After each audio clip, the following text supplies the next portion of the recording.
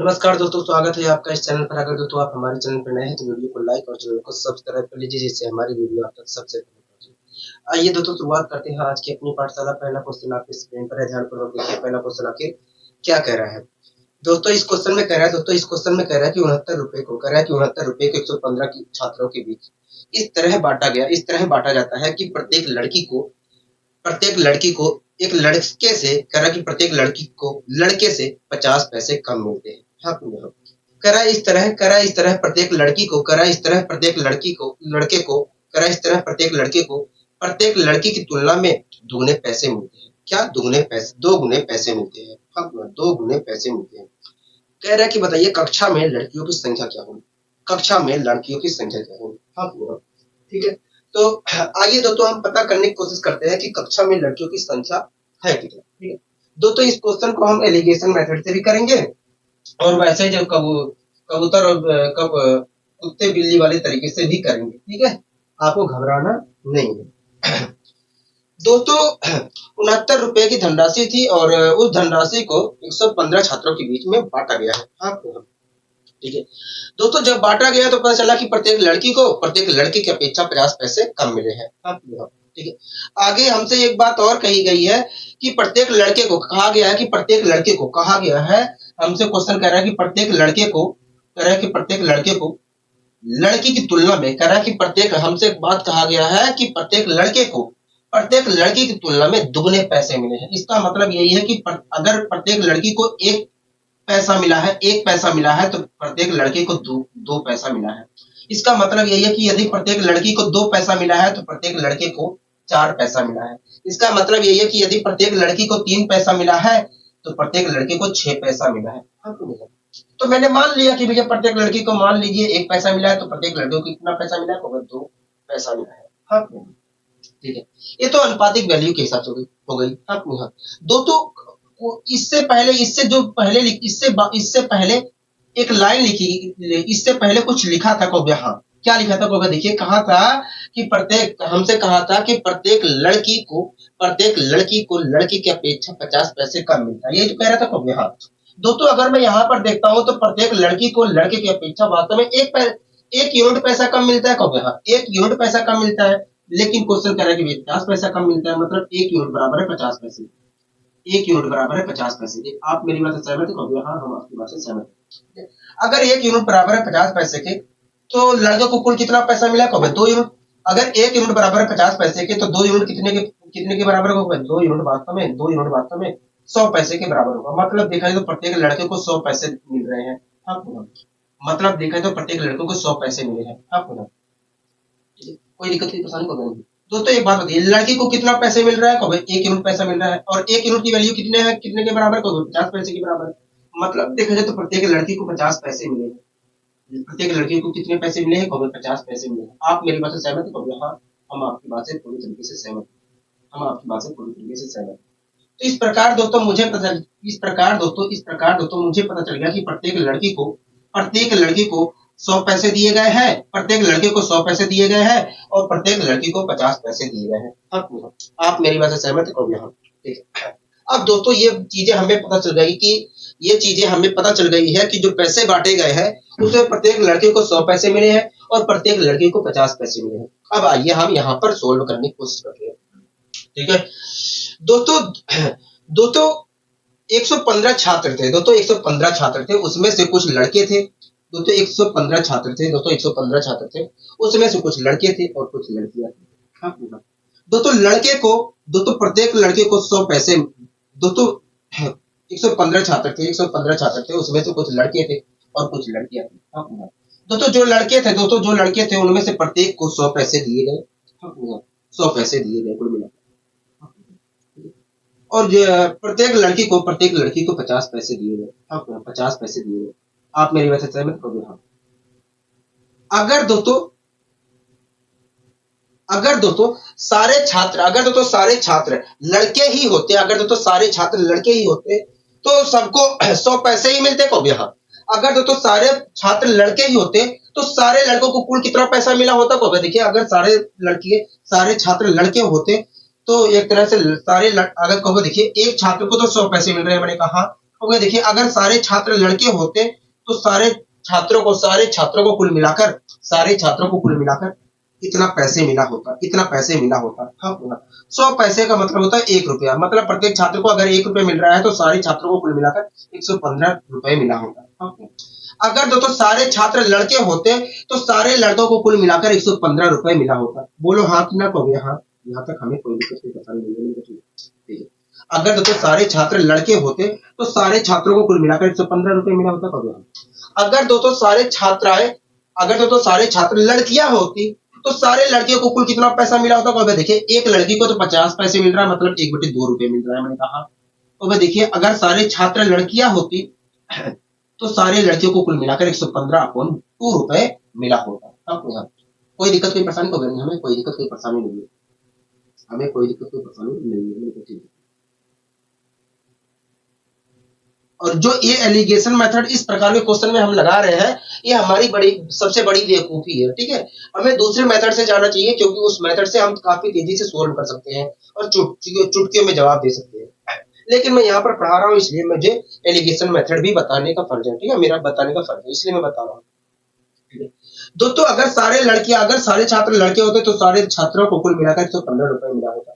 अगर सारे छात्र लड़कियां होती तो कुल मिलाकर सारे लड़कियों को इतना रुपए मिला होता। मैंने लिख लिया। ठीक है, एक बात बताइए, सारे छात्रों के बीच में कुल कितने रुपए बांटे गए? सारे छात्रों के बीच में कुल मिलाकर 69 रुपए बांटे गए। मैंने लिख लिया यहाँ पर। एक बात बताइए, यहाँ पर क्या मिलेगा? यहाँ पर अगर मैं जब मैं निकालूंगा, यहाँ पर जो मिलेगा वो क्या होगा? यहाँ पर लड़के और लड़कियों की संख्या का अनुपात यहाँ पर आएगा। आप यही तो आएगा। हाँ, यही आएगा। यहाँ पर दोस्तों जो अनुपातिक वैल्यू हमें प्राप्त होगी वो क्या होगी? लड़के और लड़कियों की संख्या का अनुपात होगा। ठीक है, तो आप मुझे बताइए। ठीक है, तो दोस्तों इन दोनों के बीच का अंतर तो हमें लिखना है यहाँ पर, और इन दोनों के बीच का अंतर यहाँ पर लिखना है। हाँ, तो बताइए क्या आएगा? देखिए देखिए दोस्तों, क्या करिए आप 2 की मल्टीप्लाई इधर करिए। 2 की मल्टीप्लाई अगर मैं इधर करता हूँ, 2 की मल्टीप्लाई, 1 मिनट रुकिए, हमें क्या करना है? अंतर ही तो लेना है। हाँ, तो अंतर लेने के लिए मुझे 69 में से इस चीज को घटाना पड़ेगा। हाँ, तो मतलब 2 की मल्टीप्लाई इसमें से करूंगा, 2 की मल्टीप्लाई इससे करूंगा, उसके बाद इसमें से इसे घटाऊंगा। हाँ, और अपन में 2 लिख दूंगा। हाँ, तो 2 में 18 के 8 हाथ से लगे, 1 2 6 12 138 आया। 138 में से मैंने 115 घटा लिया, 115 घटा लिया, 3 आया 23, क्या आया? 23। हाँ, क्या आया? 23/2 आएगा। अगर मैं इसमें से इसे घटाता हूं तो 23/2 आएगा, 23/2 आएगा। ठीक है, कोई दिक्कत कोई परेशानी नहीं, हमें कोई दिक्कत कोई परेशानी नहीं। ठीक है, कैसे मैंने घटाया? 2 की मल्टीप्लाई इधर किया और इसमें से इसे घटा दिया, और जो आया अपोन में लिख दिया 2। ठीक है, कोई दिक्कत कोई परेशानी नहीं।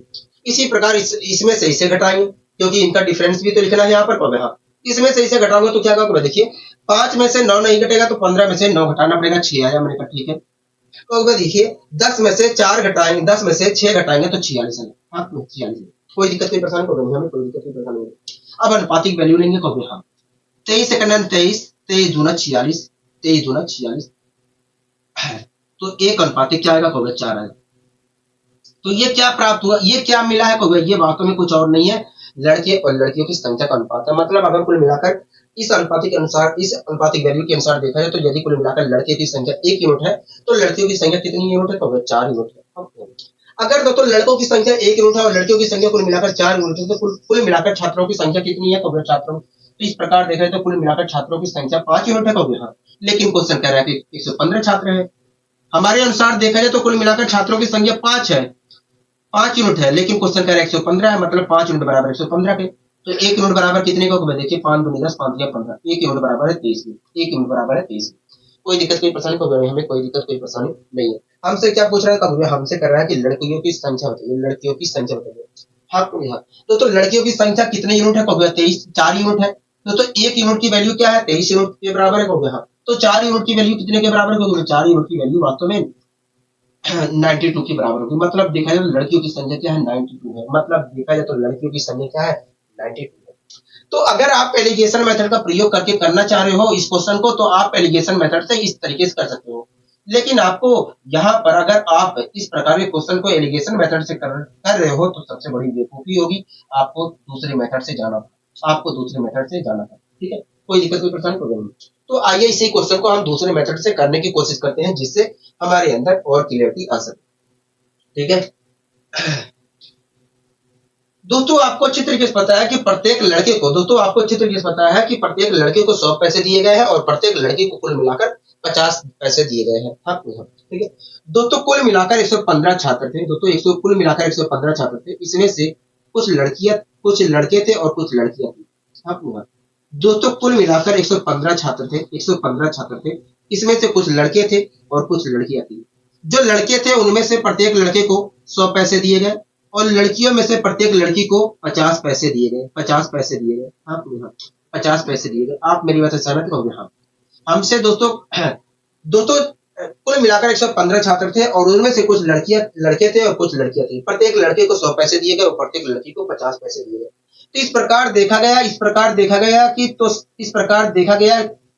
गया तो सभी छात्रों के बीच में 69 रुपए बांट दिए गए। हाँ कोई दिक्कत कोई परेशानी को नहीं, हमें कोई दिक्कत कोई परेशानी नहीं है। हमसे क्या पूछ रहा था कभी? हमसे लड़कियों की संख्या पूछ रहा था। तो अगर लड़कियों की संख्या पूछ रहा है तो आपको बेस मानना है बॉय को बेस मान के करना है। ऐसा नहीं है, आप लड़की को भी बेस मान के कर सकते हो, लेकिन अगर बॉय को बेस मान के करते हो तो आपको जब आप निकालोगे तो आपको घटाना नहीं पड़ेगा। अगर आप बेस मान लेते हो लड़की को तो आपको एक स्टेप और चलना पड़ेगा आखिरी में। ठीक है, तो उस चीज से बचने के लिए मैं ऐसा कर रहा हूँ। दोस्तों प्रत्येक लड़के को कितने पैसे मिल रहे हैं? कहोगे 50 पैसे मिल रहे हैं। कहोगे हाँ। और प्रत्येक लड़के को कितने पैसे दिए जा रहे हैं? कहोगे 100 पैसे दिए जा रहे हैं। अगर दोस्तों एक मिनट बॉय को बेस मानना है ना। हाँ तो प्रत्येक बॉय को कितने पैसे दिए जा रहे हैं? कहोगे 100 पैसे दिए जा रहे हैं। और प्रत्येक लड़के को कितने पैसे दिए जा रहे हैं? कहोगे 50 पैसे दिए जा रहे हैं। अगर दोस्तों प्रत्येक बॉय को 100 पैसे दिए जा रहे हैं और प्रत्येक लड़की को भी 100 पैसे दिए जाते हैं तो मैं कह सकता हूँ कि प्रत्येक छात्र को 100 पैसे दिए गए हैं। कहोगे हाँ। अगर दोस्तों प्रत्येक लड़के को 100 पैसे दिए जा रहे हैं और प्रत्येक लड़की को भी 100 पैसे दिए जाते हैं तो मैं कह सकता था कि भैया प्रत्येक छात्र को 100 पैसे मिले हैं। हाँ अगर दोस्तों प्रत्येक छात्र को 100 पैसे का मतलब वो 1 रुपए। अगर दोस्तों प्रत्येक छात्र को 100 पैसे मतलब 1 रुपए दिए जाते हैं तो सभी छात्रों को कुल कितने रुपए दिए जाएंगे? कहोगे देखिए अगर प्रत्येक छात्र को 1 रुपए मतलब 100 पैसे दिए गए हैं तो सभी छात्रों को कुल मिलाकर 115 रुपए दिए जाएंगे। दोस्तों अगर मैं देखूं अपने अनुसार तो सभी छात्रों के बीच में कुल मिलाकर 115 रुपए का बंटवारा हुआ है। लेकिन क्वेश्चन कह रहा है कि भैया 69 रुपए का बंटवारा हुआ है। तो आखिर 46 रुपए का अतिरिक्त बंटवारा क्यों हुआ? 46 रुपए का अतिरिक्त बंटवारा क्यों हुआ? कहोगे देखिए प्रत्येक लड़की को तो 50 पैसे दिए जा रहे थे लेकिन आपने 100 पैसे दे दिए। मतलब प्रत्येक लड़की को 50 पैसे मतलब 1/2 रुपए अधिक दे दिए हैं। कहोगे देखिए आपने प्रत्येक लड़की को 1/2 रुपए अधिक दे दिए हैं इसलिए 46 रुपए का आपने अधिक बंटवारा कर दिया। मैंने कहा ठीक है। मान लीजिए लड़कियों की संख्या कुल मिलाकर x थी। आप मुझे बताइए अगर प्रत्येक लड़की को मैंने 1/2 रुपए अधिक दे दिए हैं तो कुल कितना रुपए अधिक दिए हैं? कहोगे देखिए प्रत्येक लड़की को 1/2 रुपए अधिक दिए हो तो इस प्रकार देखा जाए तो x लड़कियों को कुल मिलाकर इतने रुपए आपने अधिक दिया है। अगर दोस्तों इतने रुपए मैंने अधिक ना दिया होता तो ये जो 46 रुपए अतिरिक्त बांटे गए हैं ये बांटे गए होते? कहोगे नहीं, मैं दे रहा हूं तो बांटे जा रहे हैं मतलब ये बराबर है इसके। कहोगे हाँ ये बराबर है इसके। कोई दिक्कत कोई परेशानी होगा नहीं, हमें कोई दिक्कत कोई परेशानी नहीं है। अब दोस्तों अगर मैं x की वैल्यू यहां से निकालता हूं तो आएगा 92। 46 दूना होता है 92 और x को क्या बनाता है? कहोगे लड़कियों की संख्या मानी मतलब लड़कियों की संख्या कुल कितनी है? 92 है। हाँ मतलब देखें तो लड़कियों की संख्या कुल कितनी है? 92। तो इस प्रकार दोस्तों आपने खुद देखा कि कितनी आसानी से हमने यहाँ पर निकाल लिया। जब आप करोगे तो ये सब आपको फिगर नहीं बनाना पड़ेगा, आप तो ये करोगे केवल ये प्रक्रिया। ये तो मैं आपको समझाने के लिए कर रहा हूँ, आप तो ये केवल करोगे। ठीक है, ऐसा नहीं है, आप गर्ल को भी बेस मान के कर सकते हैं। आइए गर्ल को बेस मान के करने की कोशिश करते हैं। ठीक है, घबराना नहीं है। दोस्तों कुल मिलाकर 115 छात्र थे जिसमें से कुछ लड़के थे और कुछ लड़कियां थी। हाँ प्रत्येक लड़के को 100 पैसे दिए गए और प्रत्येक लड़की को 50 पैसे दिए गए। इस प्रकार देखा गया तो सभी छात्रों को बीच में कुल मिलाकर 69 रुपए का बंटवारा हो गया। हाँ कोई दिक्कत कोई परेशानी को नहीं, कोई दिक्कत कोई परेशानी नहीं।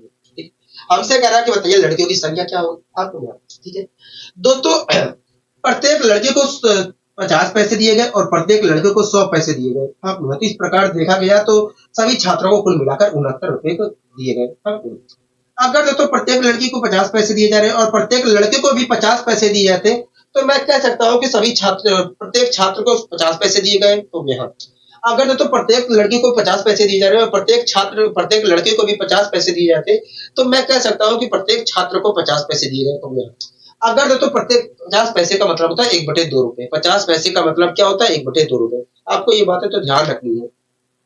अगर तो प्रत्येक छात्र को 50 पैसे मतलब 1/2 रुपए दिए जाते हैं। अगर तो प्रत्येक छात्र को 50 पैसे मतलब 1/2 रुपए दिए जाते हैं तो कुल कितने रुपए दिए जाएंगे? अगर सभी छात्र अगर तो 50 सभी प्रत्येक छात्र को 1/2 अगर तो प्रत्येक छात्र को 50 पैसे मतलब 1/2 रुपए दिया जाए तो सभी छात्रों को कुल कितने रुपए दिए जाएंगे? तो 1/2 इंटू 115 रुपए दिए जाएंगे। अगर मैं यहाँ पर काटा पीटी मचाता हूँ तो 2×5 = 10, 2×7 = 14, 57.5 रुपए, 57.5। अब इसका मतलब क्या होगा? इसका मतलब यही है कि अगर प्रत्येक छात्र को 50 पैसे मतलब 1/2 रुपए दिए जाते हैं तो सभी छात्रों को के बीच में कुल मिलाकर 57.5 रुपए बांटे जाएंगे। अब ठीक है दोस्तों, अगर मैं अपने अनुसार देखता हूँ तो सभी छात्रों के बीच में 57.5 रुपए बांटे गए हैं। लेकिन क्वेश्चन कह रहा है कि भैया वो कितने रुपए बांटे गए हैं? अब तो आप मुझे बताइए आखिर आखिर 11.5 रुपए कम क्यों बांटे गए?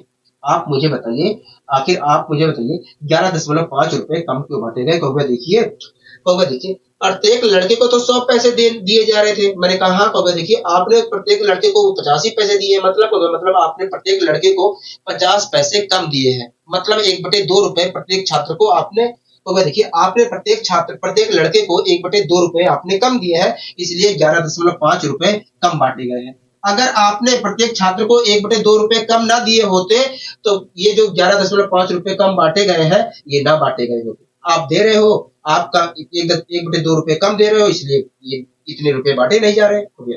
तो मान लीजिए प्रत्येक लड़कों की संख्या कुल मिलाकर x थी। एक बात बताइए अगर प्रत्येक लड़के को 1/2 रुपए कम दिए गए हैं तो कुल कितने रुपए कम दिए गए हैं लड़कों को? देखिए एक लड़के को 1/2 रुपए कम दिए गए हैं, तो इस प्रकार x लड़के को कुल मिलाकर इतने रुपए कम दिए गए हैं। दोस्तों अगर इतने रुपए मैंने कम ना दिए होते तो ये बढ़ गए होते कि नहीं पैसे? हाँ, नहीं दे रहा हूं तो नहीं बट रहे हैं। हाँ, मतलब ये बराबर है इसके। अब मैं यहाँ पर गुणा भाग कर लेता हूँ। दोस्तों 11.5 का दुगना मैं कर 2 की मल्टीप्लाई होगी, मतलब 11.5 का हमें दुगना करना है यहाँ। और 11.5 का अगर मैं दुगना करता हूँ तो क्या होगा? देखिए 11.5 का दुगना करोगे तो मैं देखिए 11 11 22 12 1 22 1 23। तो इस प्रकार देखा तो x की वैल्यू क्या आ गई? 23। दोस्तों x को क्या माना था? लड़कों की संख्या मानी थी। मतलब कुल मिलाकर देखा जाए लड़कों की संख्या कितनी थी? 20। दोस्तों कुल मिलाकर 115 छात्र थे। यहाँ 115 छात्र थे, उसमें से 23 तो लड़कियां थी। यहाँ 23 लड़कियां थी। तो लड़के कितने थे? लड़के वास्तव में 92। लड़कियां कितनी थी? लड़कियां वास्तव में 92। लड़कियां कितनी थी? 92। हाँ, तो इस प्रकार दोस्तों आप ये भी निकाल सकते थे। दोस्तों इस प्रकार आप इस तरीके से भी निकाल सकते थे। कोई दिक्कत कोई परेशानी नहीं, हमें कोई दिक्कत कोई परेशानी नहीं है। हमें कोई दिक्कत कोई परेशानी नहीं है। ठीक है, तो इसी क्वेश्चन को हमने 3 तरीके से किया। एक एलिगेशन मेथड और कुत्ते बिल्ली वाले तरीके से के माध्यम से 2 तरीके से हमने किया है। हाँ, ठीक है, कोई दिक्कत कोई परेशानी नहीं, हमें कोई दिक्कत कोई परेशानी नहीं है। ठीक है, अब आइए दोस्तों इसी क्रम में हम अगले क्वेश्चन की ओर बढ़ने की कोशिश करते हैं। आप इस क्वेश्चन को देख रहे हैं? हाँ, इस क्वेश्चन को हम देख रहे हैं। पढ़िए इस क्वेश्चन को, देखिए क्या कहना चाह रहा है। देखिए कह रहा है एक कक्षा में लड़कों की औसत आयु जो है 16.66 मतलब 16 सही 2/3। 16.6666 का मतलब है 16 सही 2/3। कह रहा है एक कक्षा में लड़कों की औसत आयु जो है 16 सही 2/3 वर्ष है। कह रहा है जबकि लड़कियों की औसत आयु उम्र जो है 18.75 मतलब 18 सही 3/4 है। कह रहा है कक्षा के सभी 40 छात्रों की औसत उम्र जो है 17.5 है मतलब 17 सही 1/2 है। ठीक है, कह रहा है कि तो बताइए कक्षा में लड़कियों की संख्या क्या होगी? कह रहा है कि बताइए कक्षा में लड़कियों की संख्या क्या होगी? तो इस क्वेश्चन को हम केवल एलिगेशन मेथड से ही सोल्व करेंगे।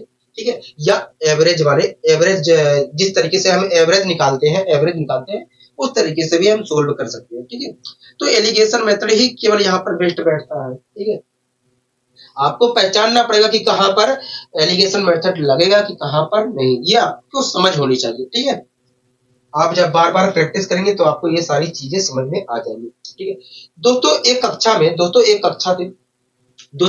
में कुछ लड़कियां थी और कुछ लड़के थे। हाँ। दोस्तों जो लड़के थे, दोस्तों एक कक्षा में कुछ लड़के थे और कुछ लड़कियां थी। हाँ। दोस्तों जो लड़के थे उनकी जो औसत आयु थी 16 सही 2 बटे 3 वर्ष।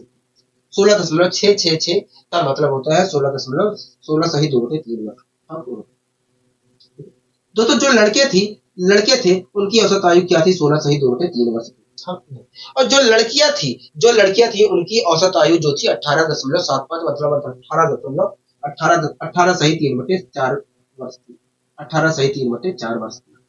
ठीक है, मैं बता देता हूँ कैसे मैंने 18 सही 3 बटे 4 वर्ष बताया। ठीक है दोस्तों, 18.75 कह रहा है। हाँ। लड़कियों की औसत आयु 18.75 कह रहा है। मैंने इसे दो भागों में तोड़ दिया। क्या मैं इसे तोड़ सकता हूँ? 18 प्लस 0.75 तोड़ सकता हूँ, हो गया। हाँ 18 प्लस 0.75 में तोड़ सकता हूँ, हो गया। हाँ ठीक है, अब दोस्तों मैं इसे मैं सोल्व कर ले रहा हूँ। अगर मैं सोल्व करता हूँ तो 25 या 75, 25 चौके 100। तो अब इसे मैं लिखता हूँ 18 प्लस 3 बटे 4 को, 18 प्लस 3 बटे 4 को मैं लिख सकता हूँ 18 सही 3 बटे 4। अब तो मैंने यहाँ पर क्या किया है, तेजी से मैंने कैसे बताया है, मैंने सीधे 0.75 को सोल्व किया। अगर मैं 0.75 को सोल्व करता हूँ तो 3/4 आएगा, और 3/4 मैंने चिपका दिया तो 18 सही 3/4 आ गया। हाँ तो इस प्रकार 18.75 को हम 18 सही 3/4 लिखते हैं। इसी प्रकार आपके दिमाग में आ रहा होगा कि 16.666 को कैसे मैंने 16 सही 2/3 लिख लिया। दोस्तों मैंने क्या किया, 0.6666 जो आ रहा है उसे सोल्व किया है, और 0.6666 जो आ रहा है उसे हम अच्छे तरीके से जानते हैं कि उसे मैं 2/3 लिख सकता हूँ। मतलब मैं इसे 6/9 लिखूंगा और 6/9 को लिखूंगा 2/3। तो इस प्रकार 0.6666 जो आ रहा है उसे मैं 2/3 लिख दूंगा, और 2/3 तो मैंने 16 में जोड़ दिया तो आ गया 16 सही 2/3। तो आपको ये समझ में आ गया होगा कि कैसे मैंने डायरेक्ट ऐसे बोल दिया। हाँ ठीक है दोस्तों, एक कक्षा था उसमें कुल मिलाकर कुछ लड़के थे और कुछ लड़कियां थी। जो लड़के थे उनकी औसत आयु 16 सही 2/3 वर्ष थी, और जो लड़कियां थी उनकी औसत आयु जो थी 18 सही 3/4 वर्ष थी। हाँ दोस्तों पता चला दोस्तों देखा जाए तो कक्षा में कुल मिलाकर 40 छात्र थे, और उन सभी छात्रों को मतलब लड़कों और लड़कियों की संख्या का कुल संख्या कुल कितनी थी? 40 थी। हाँ दोस्तों कक्षा में कुल मिलाकर 40 छात्र थे, मतलब लड़के और लड़कियों की संख्या कुल मिलाकर 40 थी। हाँ और उन सभी की औसत उम्र जो थी 17 सही 1/2 वर्ष थी। 17 सही 1/2 वर्ष। हाँ, कोई दिक्कत कोई परेशानी कोई दिक्कत कोई परेशानी नहीं है। ठीक है दोस्तों, हमसे क्या पूछ रहा है कव्या? हमसे कह रहा है, हमसे क्या कह रहा है कव्या? हमसे कह रहा है कि बताइए लड़कों की संख्या क्या है, लड़कियों की संख्या क्या है। हाँ, ठीक है तो दोस्तों मैंने ऐसे फिगर बनाया, उसके बाद सोल्व करने की यहाँ पर कोशिश की। ठीक है, कोई दिक्कत कोई परेशानी नहीं, हमें कोई दिक्कत कोई परेशानी नहीं है, हमें कोई दिक्कत कोई परेशानी नहीं। अब दोस्तों एक बात बताइए, जब यहाँ पर जो चीज जिसका जो यहाँ पर अनुपातिक वैल्यू हमें मिलेगा वो किसका अनुपातिक वैल्यू होगा? कव्या कक्षा में लड़के और लड़कियों की संख्या का अनुपातिक वैल्यू मिलेगा। हाँ कक्षा के अंदर लड़के और लड़कियों की संख्या का अनुपातिक वैल्यू मिलेगा यहाँ पर। हाँ ठीक है दोस्तों, ठीक है ये तो आपने बता दिया। आप मुझे इन दोनों का अंतर हमें यहाँ पर लिखना है और इन दोनों के बीच का अंतर यहाँ पर लिखना है कव्या। दोस्तों ये वाली बड़ी वैल्यू है कव्या, ये वाली छोटी है, ये वाली बीच वाली है। तो अगर इन दोनों का अंतर निकालना है तो बड़ी वाली में से हमें छोटी वाली को घटाना पड़ेगा कव्या। तो 18 सही 3/4 में से 17 सही 1/2 घटाएंगे तो क्या आएगा? तो देखिए, अगर मैं 18 में से 17 घटाता हूं तो 1 आएगा, मैंने कहा ठीक है। अब कहोगे 3/4 में से 1/2 घटाएंगे, 1/2 को मैं लिख सकता हूँ 2/4। तो मैं देखिए, अगर 18 में से 17 घटाया तो 1 आया, मैंने कहा ठीक है, 1 तो हो गया। अभी 3/4 में से मुझे 1/2 घटाना है, मतलब 2/4 घटाना है, तो मैंने घटा दिया। तो यहाँ से अगर मैं इसे घटाता हूँ तो 1/4 आया कव्या, और 1/4 को मैं 1 में जोड़ूंगा तो 5/4 आएगा। क्या आएगा? 5/4 आएगा। तो ये गुणा भाग है, ये आपको तेजी से आना चाहिए गुणा भाग। ये गुणा भाग है और इसमें मैं कुछ नहीं कर सकता हूँ, तेजी से आपको आना चाहिए। ठीक है, तो इस प्रकार मैंने इन दोनों के बीच का अंतर लिया तो ये आया। अच्छा, इन दोनों के बीच का भी तो अंतर लिखना है तो हाँ यहाँ पर लिखना है। अब दोस्तों मैं ये बड़ा है ये छोटा है, तो इसमें से अगर इन दोनों के बीच का अंतर लिखना है तो बड़े में से छोटे वाले को घटाना पड़ेगा कब यहाँ। तो इसमें से इसे घटाना है। 17 में से अगर मैं 16 घटाता हूं तो 1 आया, हो गया। हाँ, अब मुझे 1/2 में से क्या 1/2 में से मुझे 2/3 घटाना है। अब 2/3 घटाना है तो घटा लेते हैं, ठीक है। ये प्लस है, ठीक है। अब दोस्तों 3 2 तो क्या आया, माइनस का 1/6 आया, हो गया। हाँ, माइनस का 1/6 आया। अब इसे सोल्व करते हैं तो क्या आया, 5/6 आया। क्या आया, 5/6 आया।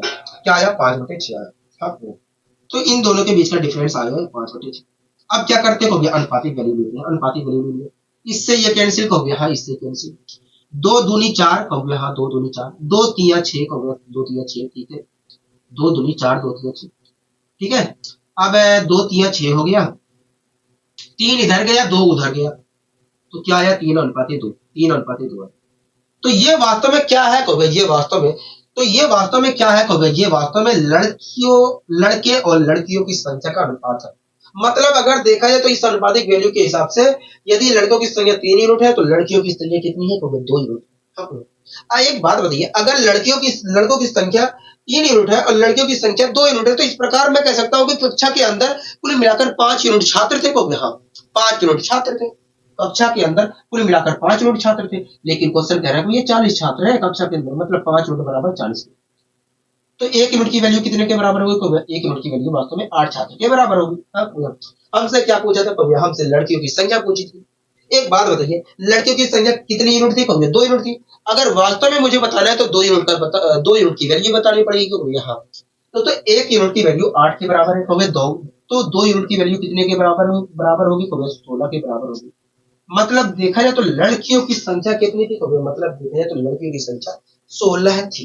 क्या थी, 16 थी। बताइए कोई दिक्कत कोई परेशानी तो नहीं, हमें कोई दिक्कत कोई परेशानी नहीं है, हमें कोई दिक्कत कोई परेशानी नहीं है। आशा करता हूँ तो ये सारी चीजें अच्छे तरीके से आपको अच्छे वे में आपको समझ में आई होंगी, ठीक है। अब आइए दोस्तों हम और आगे यहाँ पर बढ़ने की कोशिश करते हैं, ठीक है। इस क्वेश्चन को आप देख रहे हैं, तो यहाँ इस क्वेश्चन को हम देख रहे हैं, इस क्वेश्चन को हम देख रहे हैं, मैंने कहा ठीक है। पढ़िए इस क्वेश्चन को 1 मिनट मुझे,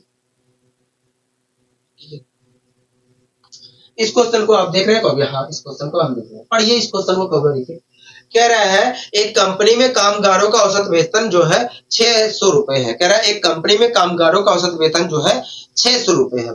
कह रहा है 120 अफसरों का औसत वेतन जो है 4000 रुपए है।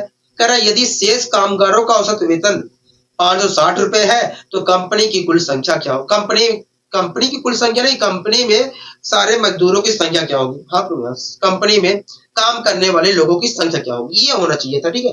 कंपनी की कुल संख्या नहीं, कंपनी में काम करने वाले व्यक्तियों की कुल संख्या कितनी है, ये होनी चाहिए, ठीक है। तो घबराना नहीं है, हो जाता है कभी कभी। दोस्तों एक कंपनी था, दोस्तों एक कंपनी है, हाँ बोला, उसमें कुछ कामगार काम करते हैं। दोस्तों एक कंपनी है जिसमें कुछ कामगार काम करते हैं और कामगारों का औसत वेतन देखा जाए तो 600 रुपए है। जितने भी काम कर्मचारी वहां पर काम करते हैं उनका सभी का औसत वेतन जो है, उन सभी का औसत वेतन 600 रुपए है, हाँ ठीक है। अब दोस्तों उन कामगारों में से 120 जो अफसर थे, दोस्तों उन कामगारों में से जो 120 अफसर थे उनका औसत वेतन देखा जाए तो 4000 रुपए है। क्या है, 4000 रुपए, क्या है, 4000 रुपए। उसके बाद जो शेष कामगार थे, 120 अफसर जो थे, 120 जो अफसर थे उनका वेतन तो 4000 रुपए था। उसके बाद जो शेष कामगार थे उनका औसत वेतन 560 रुपए था, उनका औसत वेतन 560 रुपए था। तो मैंने उसे लिख लिया, ठीक है। दोस्तों जितने भी कर्मचारी थे, जितने भी कामगार थे वहां पर, जितने भी कामगार थे उन सभी का औसत वेतन जो था 600 रुपए था। ये तो शुरुआत में ही कह दिया था, ठीक है। तो मैंने उसे लिख लिया, ठीक है। दोस्तों मैंने इस प्रकार डाटा फिट कर लिया। अब मुझे क्या करना है, देखिए यहाँ पर एक डंडा ऐसे खींचिए, मैंने कहा ठीक है। देखिए यहाँ पर एक डंडा ऐसे खींचिए, मैंने कहा ठीक है। अब क्या करने को, यहाँ पर देखिए, या मैंने पूछा यहाँ पर क्या मिलेगा, यहाँ पर अफसर और शेष कर्मचारी, अफसर और शेष कामगारों की संख्या का अनुपात मिलेगा। ये वास्तव में अफसर वाला डाटा है और ये वास्तव में शेष कामगार वाला डाटा है। तो यहाँ पर वास्तव में दोस्तों वास्तव में मुझे अफसर और शेष कामगारों की संख्या का अनुपात मिलेगा। हाँ, आप मेरी बात से सहमत हो? हाँ, हम आपकी बात से सहमत है, ठीक है। कोई दिक्कत कोई परेशानी को नहीं, हमें कोई दिक्कत कोई परेशानी नहीं है, हमें कोई दिक्कत कोई परेशानी नहीं है। तो हमें क्या करना है, हमें वास्तव में इन दोनों के बीच का अनुपात, ये इन दोनों के बीच का अंतर यहाँ पर लिखना है और इन दोनों के बीच का अंतर यहाँ पर लिखना है, ठीक है। कोई दिक्कत नहीं है। एक चीज आप कर सकते हो, देखो आप तो लिखोगे, ठीक है, आप लिख लोगे आराम से, लेकिन एक चीज कर सकते हैं, क्या, हमें गुणा भाग आसान करना है कि नहीं कहोगे, हाँ, अगर आसान करना है तो ये तीनों डाटा है, ये जो तीनों डाटा लिखे गए हैं, अगर किसी से आराम से कट रहे हैं तो काट कर छोटा बना लीजिए, आपके उत्तर पर कोई प्रभाव नहीं पड़ेगा, आपके उत्तर पर कोई प्रभाव नहीं पड़ेगा। अगर कट रहे हैं तो आप काट के छोटा बना लीजिए, क्योंकि जब छोटी वैल्यू रहती है तो घटाने में आसानी होती है, कहोगे हाँ आसानी होती है। तो यही चीज मैंने प्रक्रिया किया, मुझे सब जगह 0 0 दिख रहा है तो मैंने 0 0 खत्म कर दिया। तीनों जगह होना चाहिए, ऐसा नहीं है, ठीक है। आप दो से भी कर सकते हो, सबको छोटा कर सकते हो, लेकिन कोई जरूरत नहीं है, ठीक है। केवल आराम से 0 से हम 0 खत्म करके छुट्टी ले लिए। अब दोनों के बीच का अंतर लेते हैं तो यहाँ पर 4 आया, हो गया, हाँ 4 आया। इन दोनों के बीच का अंतर लेते हैं तो 20 आया, हो गया, हाँ 20 आया। अब इन दोनों के बीच का अनुपात लेते हैं तो क्या हो गया, 1:5 आया, 1:5 आया, 1:5 आया। तो ये जो प्राप्त हुआ ये कुछ और नहीं है, ये कुछ और नहीं है, 120 अफसर 100, ये जो प्राप्त हुआ ये कुछ और नहीं है, अफसर और शेष कामगारों की संख्या का अनुपात है।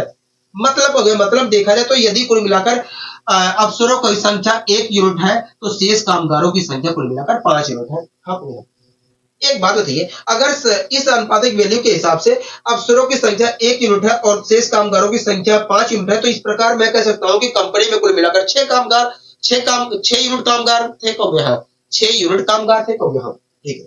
एक बात बताइए, अगर मैं इस अनुपातिक वैल्यू के हिसाब से देखता हूं तो अफसर, कुल अफसरों की जो संख्या है 1 यूनिट है, कहोगे हाँ, लेकिन क्वेश्चन कह रहा है कि भैया 120 है, कहोगे हाँ, मतलब 1 यूनिट बराबर है 120 के। आप मेरी वजह से सहमत है, कहोगे हाँ, 1 यूनिट बराबर है 120%, ठीक है।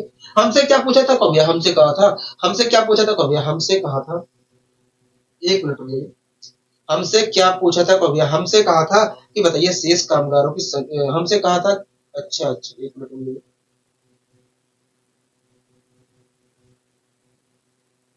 4 आया, ठीक है।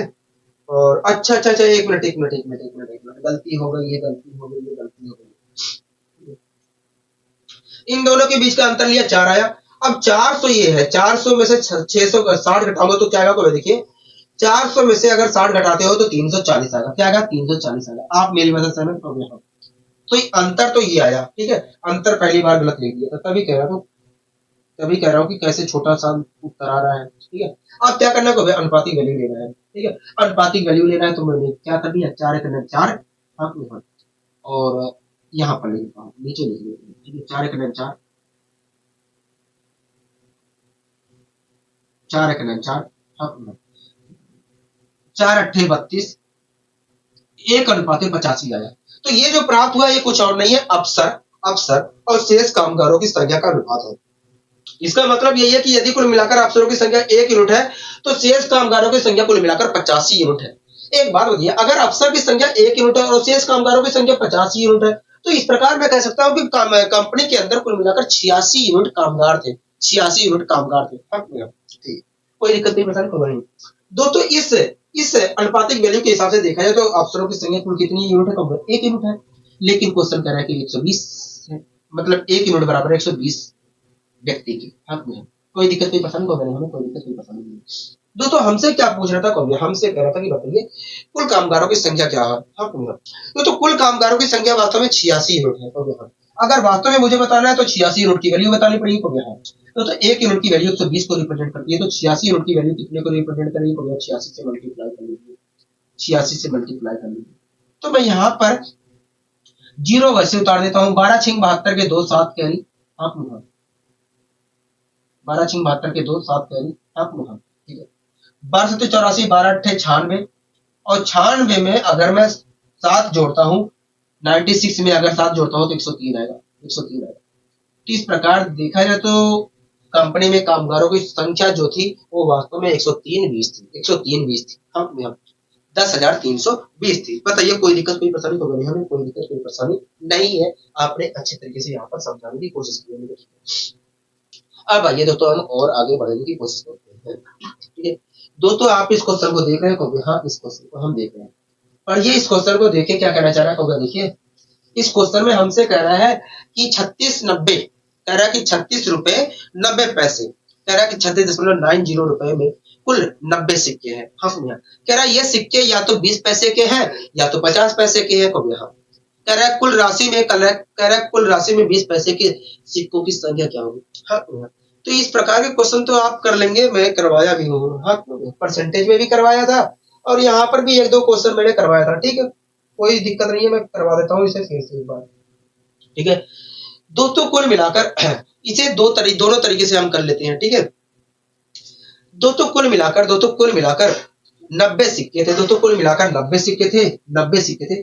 और उसमें से दोस्तों कुल मिलाकर 90 सिक्के थे और उसमें से कुछ सिक्के 20 पैसे वाले थे, कुछ सिक्के 20 पैसे वाले थे और कुछ सिक्के 50 पैसे वाले थे। हाँ भैया, कुछ सिक्के 50 पैसे वाले थे। हाँ भैया।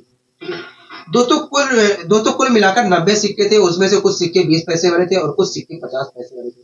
एक बात बताइए, अगर सारे सिक्के 20 पैसे वाले होते, अगर सारे सिक्के 20 पैसे वाले होते,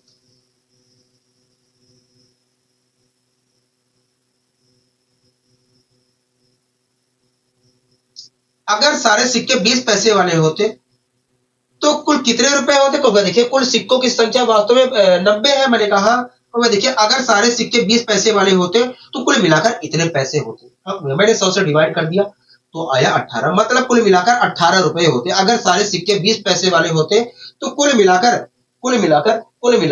18 रुपए होते। हो गया, कुल मिलाकर 18 रुपए होते।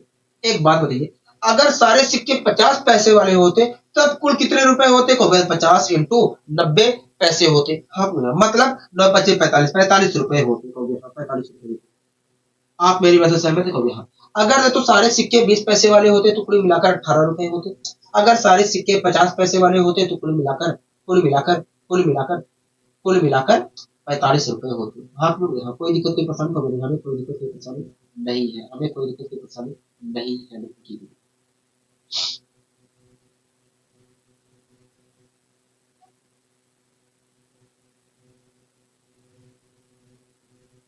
ठीक है, हमें कोई दिक्कत कोई परेशानी नहीं है। मैंने डाटा लिख लिया। एक बात बताइए, कुल कितने रुपए थे। कुल मिलाकर 36.90 रुपए। हाँ, 36.90 रुपए। 36.90 रुपए।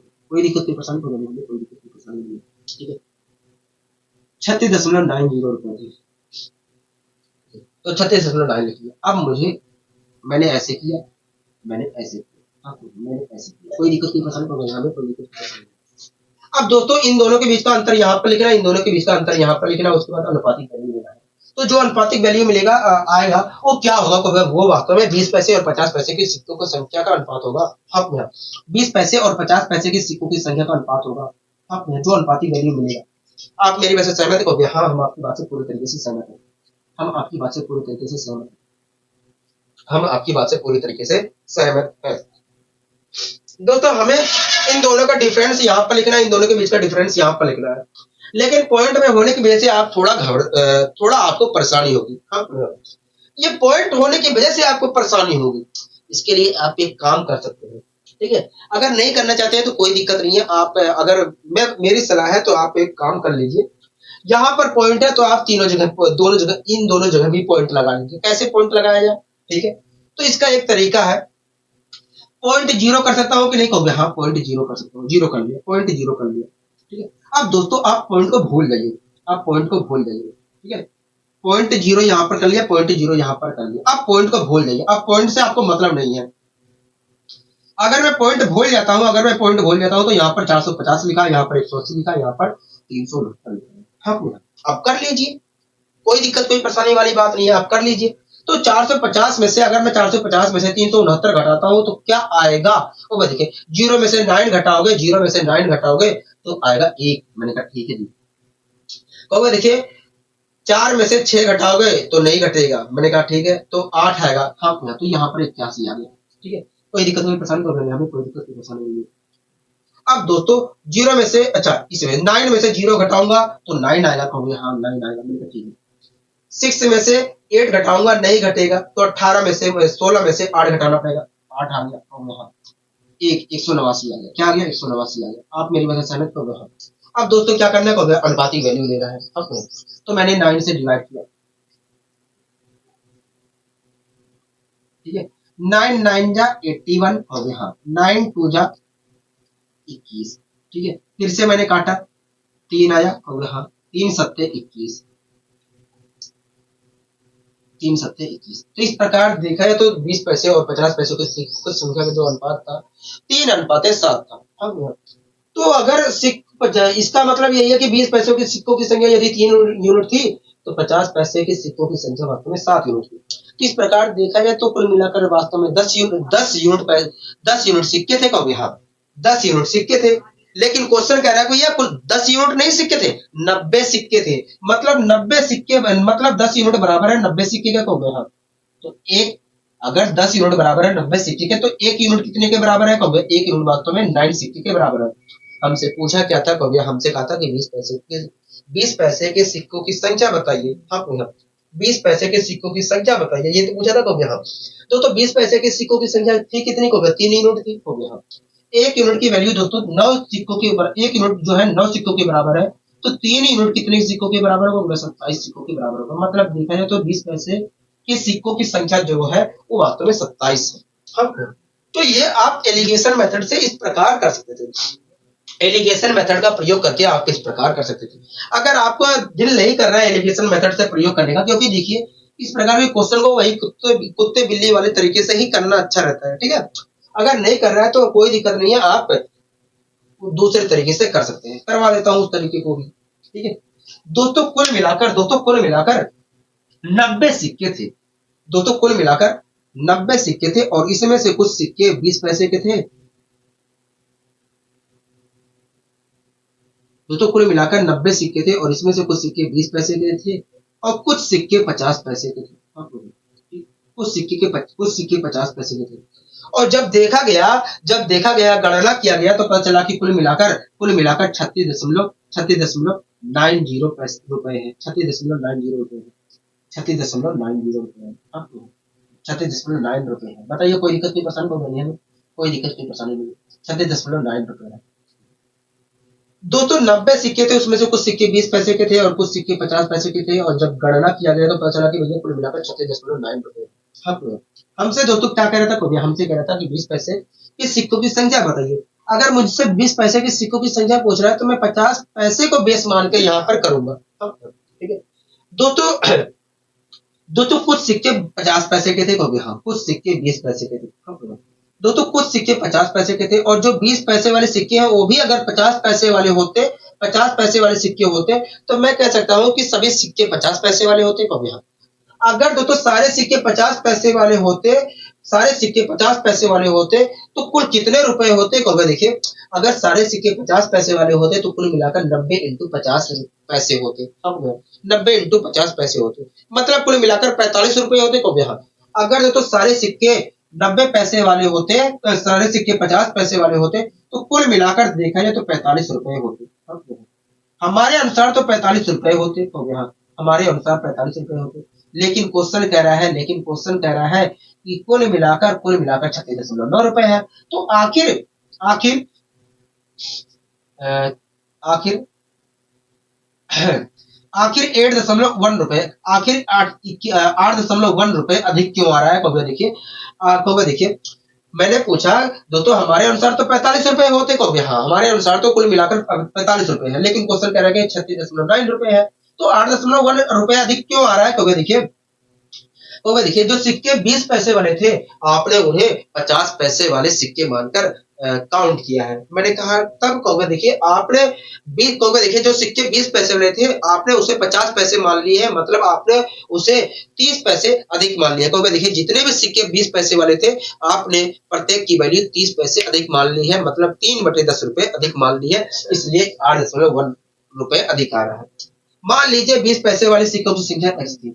एक बात बताइए अगर मैंने प्रत्येक सिक्के की वैल्यू 3/10 रुपए अधिक मानी है तो कुल कितने रुपए अधिक मान लिए कहोगे। देखिए प्रत्येक सिक्के की वैल्यू 3/10 रुपए अधिक मान ली है, इस प्रकार x सिक्कों की वैल्यू आपने कुल मिलाकर इतने रुपए अधिक मानी है।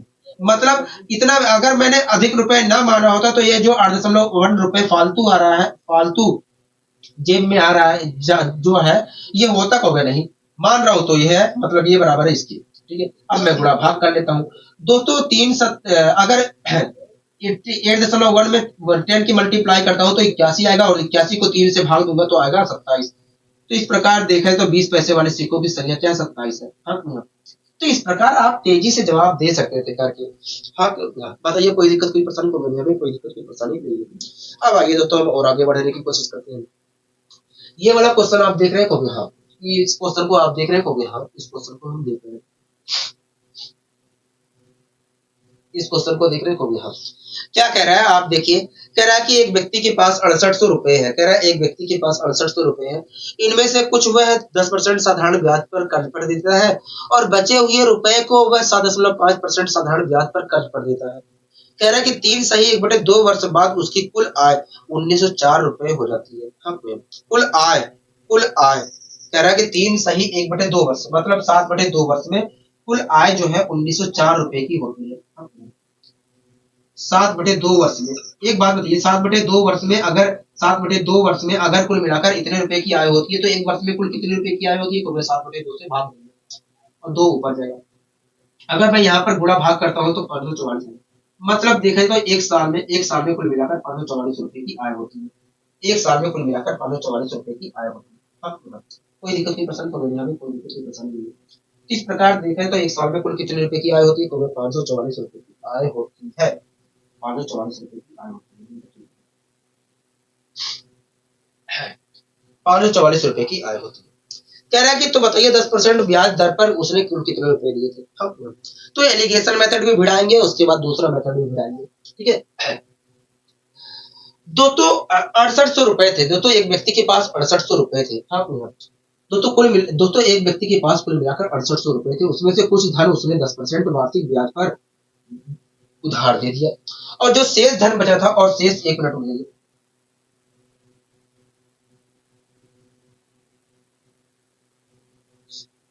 और जो शेष धन बचा था और जो शेष धन बचा था उसे 7.5% वार्षिक दर पर 7.5% वार्षिक दर पर उधार दे दिया। 7.5% वार्षिक दर पर उधार दे दिया, उधार दे दिया। हाँ तो हाँ कोई दिक्कत कोई परेशानी तो नहीं, हमें कोई दिक्कत कोई परेशानी नहीं है।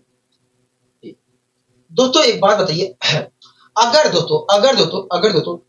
दोस्तों व्यक्ति जो है सारे रुपए 10% वार्षिक ब्याज पर उधार देता, अगर तो व्यक्ति जो है सारे धन को 10% वार्षिक ब्याज दर पर उधार देता, तो उस तो व्यक्ति की आय कितनी होती है। देखिए अगर सारे धन को 10% वार्षिक ब्याज दर पर उधार देगा तो उसकी आय कुल मिलाकर 10% होगी, 10% उसे ब्याज मिलेगा, तो इस प्रकार उसकी आय कितनी होगी, 10% होगी।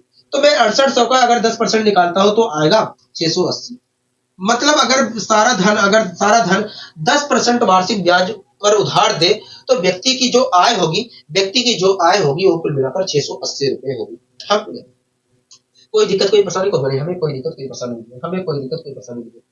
अगर दोस्तों व्यक्ति जो है सारे धन को 10% वार्षिक ब्याज दर पर उधार दे, तो व्यक्ति की कुल आय जो होगी 680 रुपए होगी। हाँ, अगर दोस्तों सारे धन को जो 6800 रुपए धन है, अगर दोस्तों सारे धन 7.5% वार्षिक दर पर उधार दे, 7.5% वार्षिक दर पर उधार दे, तो व्यक्ति की आय वास्तव में कुल इतनी होगी को भी। हाँ मैं गुणा भाग कर लेता हूँ, परसेंटेज से डबल जीरो कैंसिल हो गया। हाँ इसे सोल्व करूंगा 10 आया, 15 आया यहाँ पर हो गया। हाँ यहाँ पर 2 आया हो गया। हाँ 2 से इसे काटूंगा 34 आया, 15 की मल्टीप्लाई 34 से करूंगा, 15 चौके 60, 6 की 6 जीरो, 15 तिया 45, 510। हाँ तो इस प्रकार देखा जाए तो अगर सारे धन 7.5% वार्षिक ब्याज दर पर उधार पे देता है तो कुल मिलाकर 510 रुपए की उसकी आय होगी, 510 रुपए आय होगी। हाँ इस प्रकार 510 रुपए की व्यक्ति की आय होगी। अगर दोस्तों सारा धन 10% वार्षिक ब्याज दर पर उधार देता है तो व्यक्ति की जो आय होगी 680 रुपए होगी। हाँ अगर सारा धन 1 मिनट हो जाएगी,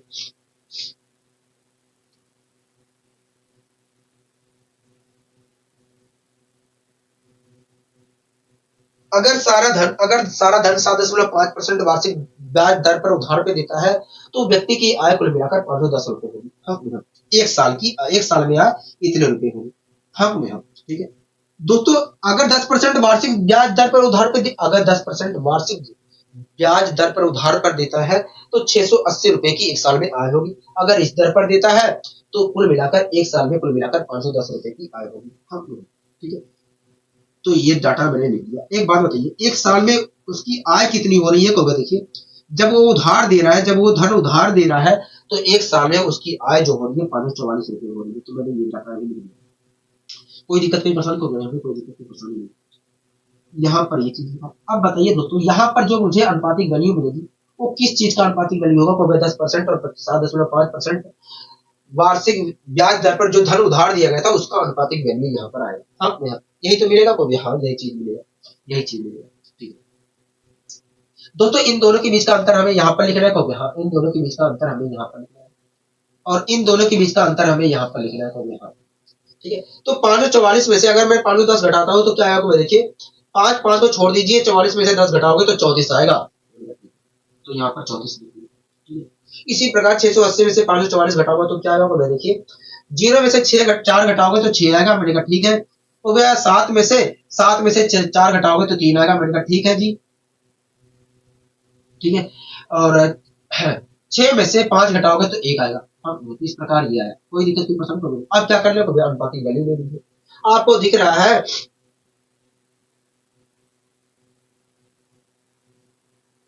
आपको ये दिख रहा है कि एक मिनट, एक मिनट,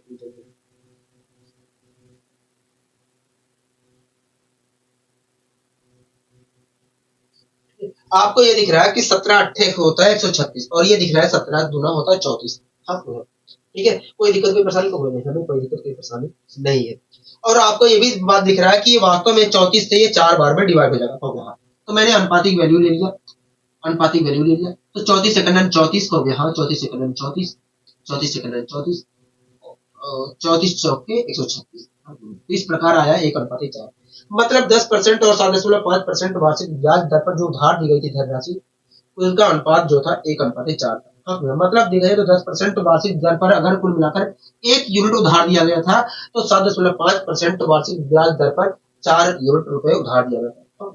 अगर तो इस दर पर, अगर तो 10% वार्षिक दर पर कुल मिलाकर 1 यूनिट उधार दिया गया था और 7.5% वार्षिक ब्याज दर पर 4 यूनिट उधार दिया गया था, तो इस प्रकार देखा जाए तो कुल मिलाकर 5 यूनिट रुपए उधार दिया गया था। तो यहाँ 5 यूनिट रुपए उधार दिया गया था। तो यहाँ लेकिन क्वेश्चन कह रहा है कि भैया 6800 रुपए उधार दिया गया था, मतलब 5 यूनिट बराबर है 6800। तो 1 यूनिट की वैल्यू कितने के बराबर होगी, तो देखिए जब किसी संख्या को, किसी संख्या से 5, किसी संख्या जब को देखिए जब किसी संख्या को 5 से डिवाइड करते हैं तो 5 से हम डिवाइड नहीं करते, 2 से मल्टीप्लाई करके एक अंक बाद दशमलव लगा देते हैं। हाँ, तो मैंने 2 से मल्टीप्लाई किया, 2 अट्ठे 16, 86 लगे 1, 2 छिंग 12, 1360 आया। क्या आया, 1360 आया। तो 1 यूनिट की वैल्यू क्या आई, 1360 आई। हाँ, मतलब 5 से, अगर 5 यूनिट बराबर जो है 68 के है, 6800 के है, तो 1 यूनिट बराबर होगा 1360। हमसे क्या पूछ रहा था, हमसे कह रहा था कि 10% ब्याज दर पर कुल कितने रुपए उधार दिए गए। हम यहाँ यही पूछ रहे थे। हाँ, तो दोस्तों 10% वार्षिक ब्याज दर पर तो 1 यूनिट रुपए उधार दिए गए थे, और 1 यूनिट की वैल्यू क्या आई है, 1 यूनिट की वैल्यू 1360 के बराबर है। मतलब देखा जाए तो कुल मिलाकर देखा जाए तो 10% वार्षिक ब्याज दर पर 1360 रुपए उधार दिए गए थे। हाँ, यहाँ तक आपको समझ में आया। हाँ, यहाँ तक सारी चीजें समझ में आ गई, यहाँ तक सारी चीजें समझ में आ गई। तो ये तो हमारा एलिगेशन मेथड है, लेकिन एलिगेशन मेथड से अच्छा है हमारा दूसरा वाला मेथड। हाँ, तो आइए दूसरे मेथड से भी कर लेते हैं इस क्वेश्चन को।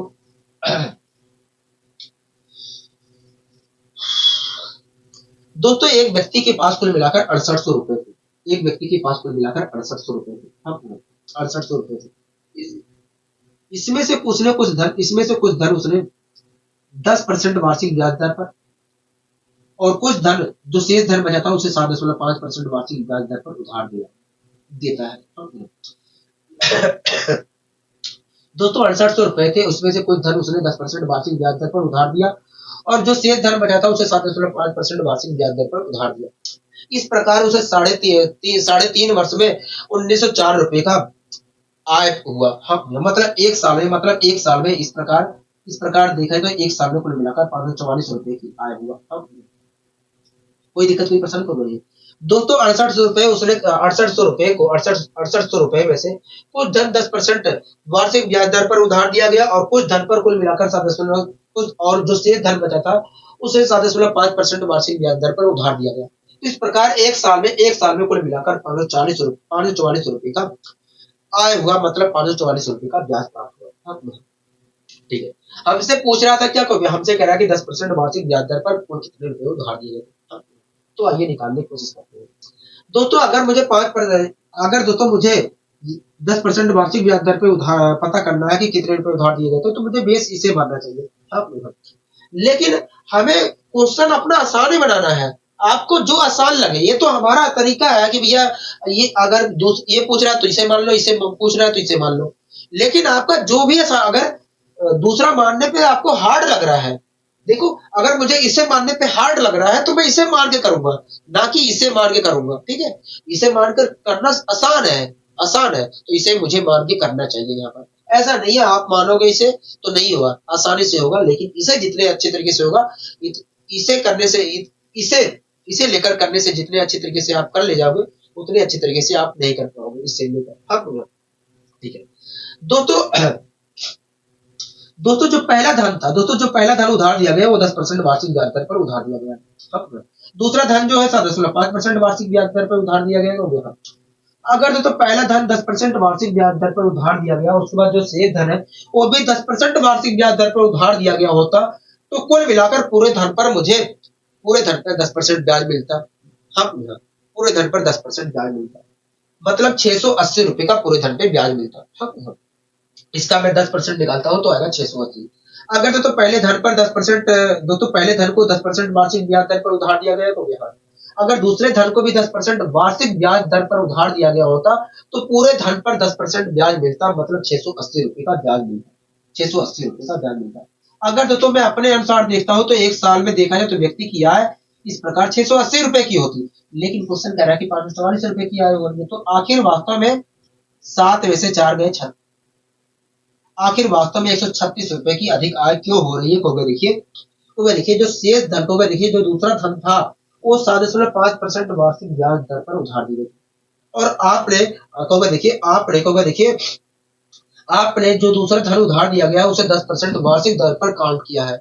मतलब जो धन दूसरा जो धन था उस पर आपने 2.5% अतिरिक्त ब्याज काउंट कर लिया, इसलिए 136 रुपए अधिक आय हो रही है। हाँ, तो देखिए जो दूसरा धन था उस पर तो 7.5% ब्याज मिल रहा था, लेकिन आपने उसमें 10% ब्याज काउंट कर लिया, मतलब जो धन दूसरा था उस पर आपने 2.5% अधिक ब्याज काउंट कर लिया, इसलिए 136 रुपए अधिक आय हो रही है।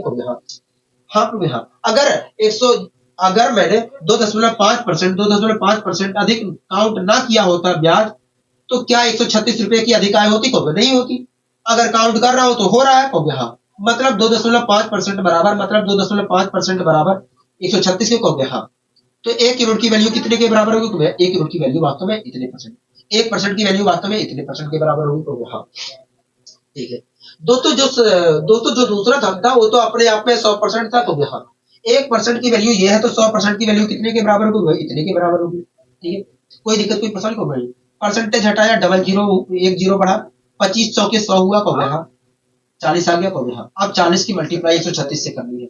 ठीक है, तो 4 छिंग 24 के 4 2 कैरी। हाँ, 4 तिया 12, 2 14 4 हाथ से लगे 1 4 5। हाँ, 1 जीरो लगा दिया। तो इस प्रकार देखा है तो 7.5% वार्षिक ब्याज दर पर कुल मिलाकर 5,440 रुपए उधार दिए गए। हाँ, दोस्तों कुल मिलाकर 6800 रुपए उधार दिए गए थे। हाँ, जिसमें से 5,440 रुपए 7.5% वार्षिक ब्याज दर पर उधार दिए गए थे। हाँ, तो 1360 रुपए वास्तव में 10% वार्षिक ब्याज दर पर उधार दिया गया था। बताइए, कोई दिक्कत नहीं, पसंद होगा, हमें कोई दिक्कत नहीं, परेशानी नहीं है। तो आपको घबराना नहीं है। इसे करने में कितना समय लगेगा? इसे करने में कितना समय लगेगा? ज्यादा समय नहीं लगेगा, मुश्किल से 20-25 सेकंड लगेगा। हाँ, उससे ऊपर समय नहीं लगेगा। ये आपको बनाना नहीं था। हाँ, ये तो मैं समझा रहा हूँ इसलिए मुझे बनाना पड़ रहा है। आपको यहाँ तक सारी चीजें समझ में आ गई? हाँ, यहाँ तक सारी चीजें समझ में आ गई है। ठीक है, अच्छा इस क्वेश्चन को भी देख लेते हैं। ठीक है, इसे छोड़िए, बहुत इस प्रकार के क्वेश्चन कर लिए हैं हमने। ठीक है, इसे कर लीजिए। क्या कह रहा है, आप पढ़िए इसे। को देखिए, कह रहा है कि एक परीक्षा में 250 प्रश्न है। कह रहा है कि एक परीक्षा में 250 प्रश्न है। कह रहा है कि विद्यार्थी को प्रत्येक सही उत्तर के लिए 3 अंक मिलते हैं।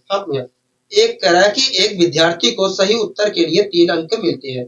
ठीक है, कह रहा तथा गलत उत्तर के लिए तथा कह रहा कि तथा गलत उत्तर के लिए 0.5 अंक की कटौती की जाती है। कह रहा ठीक है। कह रहा अगर छात्र को कह रहा कि अगर छात्र को उस परीक्षा में 477 अंक मिले हो तो उसके द्वारा गलत किए गए प्रश्नों की संख्या क्या होगी? गलत किए गए प्रश्नों की संख्या क्या होगी? हम ठीक है। तो एलिगेशन मेथड से भी करेंगे और कुत्ते बिल्ली वाले तरीके से भी करेंगे। ठीक है, दोनों तरीके से हम करेंगे। ठीक है, दोस्तों एक परीक्षा में कुल मिलाकर 250 प्रश्न थे। दोस्तों एक परीक्षा में कुल मिलाकर 250 प्रश्न थे और उस दोस्तों एक परीक्षा में कुल मिलाकर 250 प्रश्न थे। हाँ ठीक है। दोस्तों सही प्रश्न के लिए सही प्रश्न के लिए 3 अंक उत्तर सही प्रश्न के लिए 3 अंक मिलते हैं। दोस्तों एक विद्यार्थी को सही प्रश्न के लिए सही उत्तर देने के लिए 3 अंक मिलते हैं और अगर गलत उत्तर का जवाब देता है तो 0.5 अंक काट लिए जाते हैं। हाँ तो एक परीक्षा में कुल मिलाकर 250 प्रश्न थे। एक विद्यार्थी को सही उत्तर देने के लिए 3 अंक दिए जाते हैं और गलत उत्तर देने पर 0.5 अंक काट लिए जाते हैं। ठीक है, कोई दिक्कत कोई परेशानी को हमें कोई दिक्कत कोई परेशानी नहीं है। ठीक है, एक बात बताइए, अगर विद्यार्थी जो है सारे प्रश्नों का सही उत्तर दे, दोस्तों आपको अच्छी तरीके पता है कि अगर विद्यार्थी सही उत्तर देता है तो 3 अंक मिलेंगे। हो गया। एक बात बताइए, अगर विद्यार्थी सारे प्रश्नों का सही उत्तर दे तो विद्यार्थी को कुल कितने नंबर मिलेंगे? को देखिए, कुल मिलाकर 250 प्रश्न है। अगर सारे प्रश्नों का उत्तर सही दे रहा है तो उसे कुल मिलाकर प्रत्येक प्रश्न पर 3 अंक मिलेगा। इस प्रकार देखा जाए तो कुल मिलाकर 250 प्रश्नों का सही उत्तर देने पर उसे 750 अंक मिलेंगे। अगर दोस्तों विद्यार्थी सारे प्रश्नों का उत्तर सही दे तो उसे कुल मिलाकर 750 अंक मिलेंगे। तो हाँ 750 अंक मिलेंगे। कोई दिक्कत कोई परेशानी कोई परेशानी नहीं है। ठीक है, एक बात बताइए, अगर दोस्तों विद्यार्थी अगर गलत उत्तर देता है तो 0.5 अंक काट लिए जाते हैं। 0.5 का मतलब होता है 1/2 अंक। 1/2 अंक। ठीक है, अगर दोस्तों विद्यार्थी गलत उत्तर देता है तो 1/2 अंक काट लिए जाते हैं। अगर दोस्तों विद्यार्थी जो है सारे प्रश्नों का गलत उत्तर दे, अगर दोस्तों विद्यार्थी जो है सारे प्रश्नों को गलत उत्तर दे तो कुल कितने नंबर काट लिए जाएंगे? तो देखिए, अगर विद्यार्थी कुल मिलाकर सारे प्रश्नों का गलत उत्तर दे तो कुल मिलाकर इतने नंबर काट लिए जाएंगे। हम इसे मैं कर लेता हूं, 2 से अगर मैं काटता हूं तो 125 आएगा। मतलब 125 नंबर मिलेंगे। हम 125 अंक काट लिए जाएंगे। अगर दोस्तों विद्यार्थी सारे प्रश्नों का गलत उत्तर देता है तो कुल मिलाकर उसे 125 अंक मिलेंगे। मतलब निगेटिव में नंबर मिलेगा। हाँ -125 अंक मिलेंगे, मतलब निगेटिव में नंबर मिलेगा। हाँ कोई दिक्कत कोई परेशानी हमें कोई दिक्कत कोई परेशानी नहीं। अगर दोस्तों विद्यार्थी सारे प्रश्नों का सही उत्तर देता है तो उसे कुल मिलाकर 750 अंक मिलेंगे। अगर विद्यार्थी सारे प्रश्नों का गलत उत्तर देता है तो कुल मिलाकर उसे -125 नंबर मिलेंगे। हाँ कोई दिक्कत कोई परेशानी कोई नहीं। तो विद्यार्थी को कुल मिलाकर कुल कितने नंबर मिलेंगे? देखिए, विद्यार्थी को कुल मिलाकर 477 अंक मिलेंगे।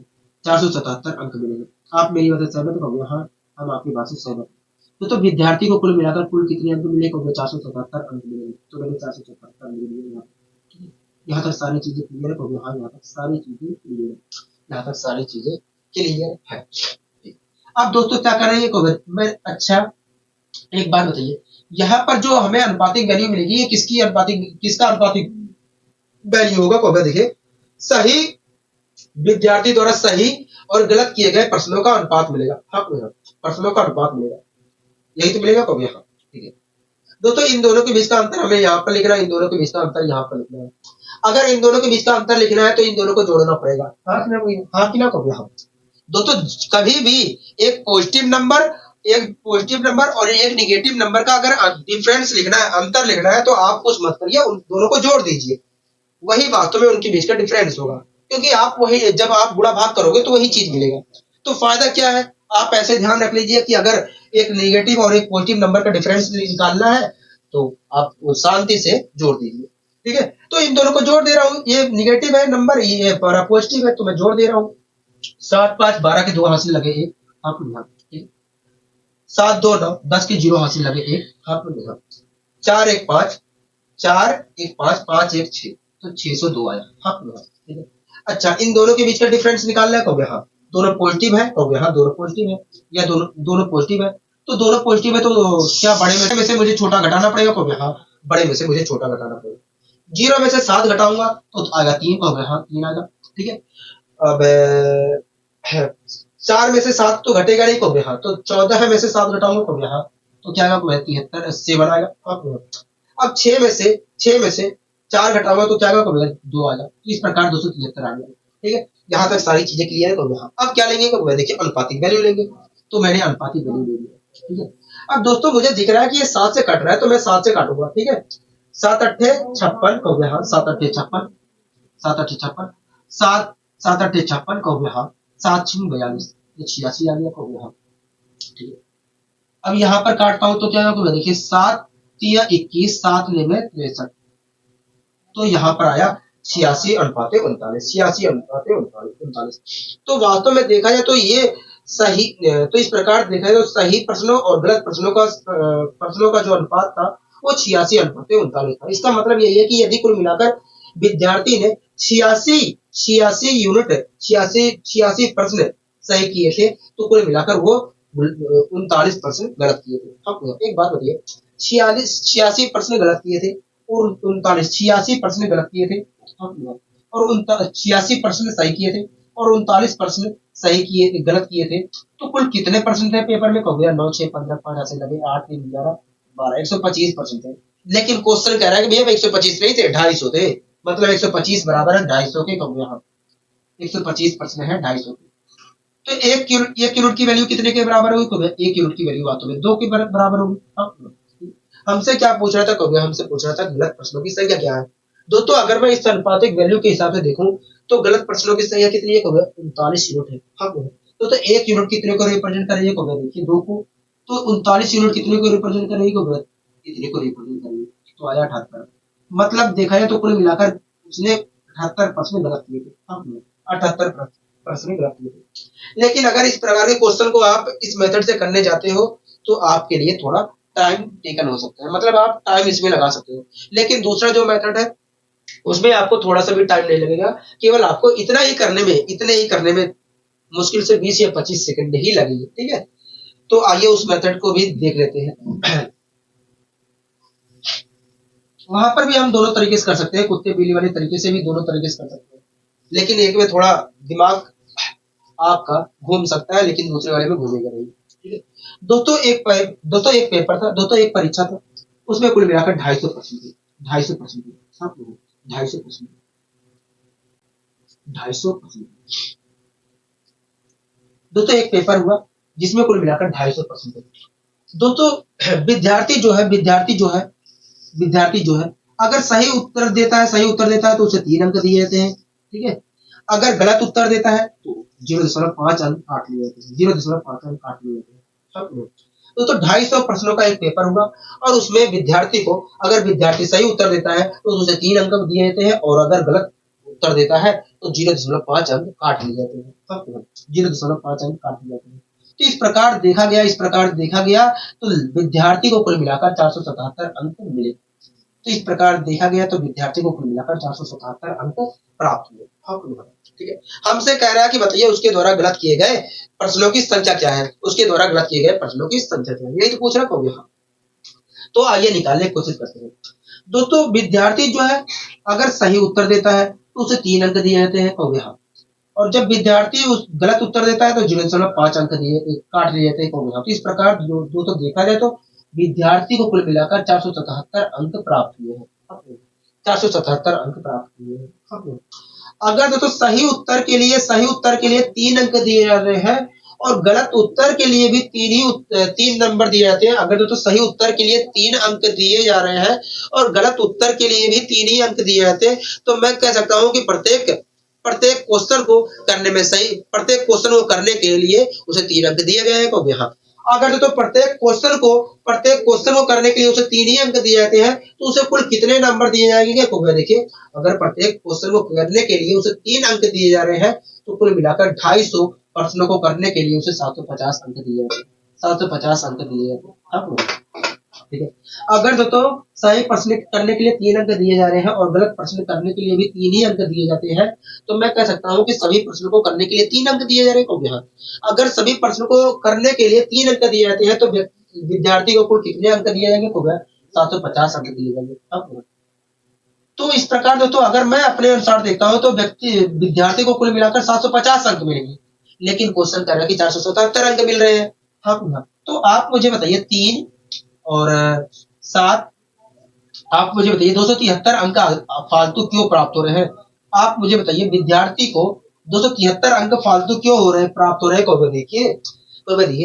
को देखिए गलत प्रश्नों को गलत प्रश्न करने पर तो 0.5 अंक काटे जा रहे थे, लेकिन आपने गलत प्रश्न को करने पर भी 3 अंक दे दिए हैं। तो इस प्रकार देखा जाए तो गलत प्रश्न को करने के लिए गलत गलत प्रश्न को देखिए गलत प्रश्न होने पर तो 0.5 अंक काटे जा रहे हैं। मैंने कहा हाँ, तो भाई देखिए गलत प्रश्न होने पर 0.5 अंक काटे जा रहे थे, लेकिन आपने गलत प्रश्न होने पर भी 3 अंक काउंट कर लिए हैं। तो इस प्रकार देखा जाए तो प्रत्येक गलत क्वेश्चन पर आपने 3.5 अंक काउंट कर लिए हैं अधिक, इसलिए 273 अंक अधिक दिए जा रहे हैं। तो वे देखिए गलत प्रश्न को करने पर 0.5 अंक तो काटे जा रहे हैं, लेकिन आपने गलत प्रश्न होने पर भी उसे 3 अंक दे दिए हैं। तो इस प्रकार देखा जाए तो प्रत्येक गलत क्वेश्चन पर आपने 3.5 अंक अधिक काउंट कर लिया है, इसलिए 273 अंक अधिक मिल रहा है। अगर आपने काउंट ना किए होते तो अगर आपने 3.5 अंक प्रत्येक गलत क्वेश्चन पर काउंट ना किए होते तो 273 अंक जो अधिक मिल रहा है ये ना मिलता। तो यहाँ तो मान लीजिए गलत क्वेश्चनों की संख्या वास्तव में 1 मिनट रुकिए, मान लीजिए गलत क्वेश्चनों की संख्या वास्तव में दोस्तों एक बात बताइए, अगर मैंने प्रत्येक गलत क्वेश्चन पर 3.5 अंक अधिक माने हैं तो कुल कितना अंक अधिक मान लिया है? गलत क्वेश्चन पे कहोगे इतना अंक अधिक मान लिया है। अगर ये ना माने होते 200, तो ऐसी स्थिति में ये जो 273 अंक अधिक मिल रहा है, 273 अंक अधिक मिल रहा है, ये मिलता कहोगे नहीं मिलता। आप मान रहे हो तो मिल रहा है, नहीं मानते तो नहीं मिलता कहोगे हाँ नहीं मिलता। कोई दिक्कत नहीं पसंद कहोगे हमें कोई दिक्कत नहीं पसंद नहीं, मतलब ये बराबर है इसके कहोगे हाँ ये बराबर है इसके, तो मैंने बराबर का समझ लगाया। अब मैं गुणा भाग कर ले रहा हूँ। आपको चित्र में बताया कि ये इसके अंदर 7 है, 7 है तो जरूर डिवाइड होगा कहोगे हाँ, 5 से भी डिवाइड होगा कहोगे हाँ, तो मैं कर ले रहा हूँ। अगर मैं इससे काटता हूँ तो 2 आया कहोगे हाँ, ठीक है। इससे मैं काटता हूँ तो क्या होगा? देखिए 7 से आप काटोगे, 7 से काटोगे तो 7 दूनी 14, 7 या 21, 7 9 63। अब 39 दूना 78 होता है। तो इस प्रकार देखा जाए तो गलत प्रश्नों की संख्या कितनी थी? 78। तो इस प्रकार देखा तो गलत प्रश्नों की संख्या कितनी थी? 78। तो आपको तो ये करना नहीं था, केवल आपको इतना ही करना है और इतना करने में ज्यादा समय नहीं लगेगा, आप आसानी से तेजी से कर सकते हैं। तो ये सारी चीजें समझ में आ गई को? हाँ ये सारी चीजें अच्छी तरीके से समझ में आ गई, ठीक है। तो आगे की जो चीजें हैं, आगे के जो क्वेश्चन है उन्हें हम कल करेंगे, ठीक है। तो आज के लिए बस इतना ही रखते हैं, मिलेंगे कल इसी ऊर्जा और इसी उत्साह के साथ। दीजिए इजाजत आज के लिए, नमस्कार।